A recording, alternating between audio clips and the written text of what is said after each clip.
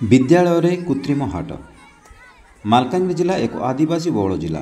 यार कालीमेला ब्लॉकर जवानपल्ली विद्यालय एक उपात तथा नक्सल प्रभावित अंचल अटे। एठारे पिलामानकु भविष्य में निजर जीवन जीविका निर्वाह करने ग्रामणी हाट एक माध्यम।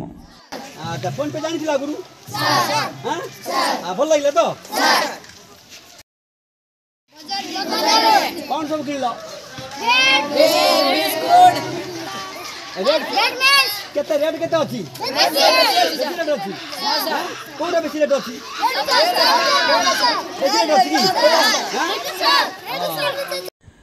आज ये विद्यालय रे पिलामानकु नै एक कृत्रिम हाट स्थापन करा जायतिला। एठारे सेमाने ओजन माप गणति विभिन्न जिनिस को चाहिबा हाट देखिबा विशेष करी कैशलेस ट्रांजैक्शन कौन शिखिथिले।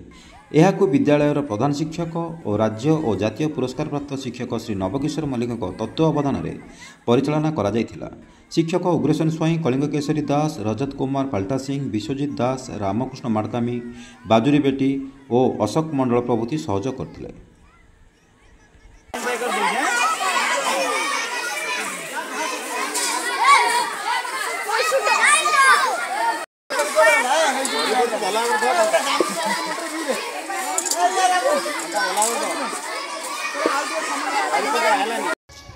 आज आम जवानपल्ली पीपी स्कूल रे साप्ताहिक हाट बसईलु जहाँकि कृत्रिम बजार कहुए।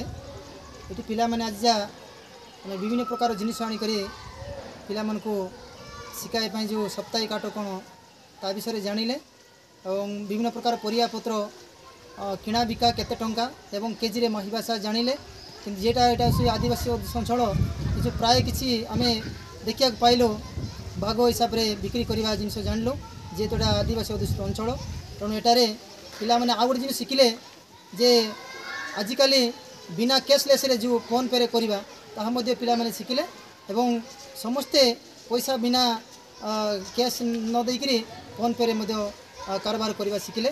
तेणु पिला माने जा बहुत खुशी हेले जेहेतु मालकानगिरी अंचल ये आदिवासी माने प्राय सप्ताह आज सारा ओडिशा सरकार निर्देश अनुसार गणशिक्षा विभाग आज एक आर्टिफिशियल मार्केट कृत्रिम हाट प्रत्येक विद्यालय स्थापन करने कहला।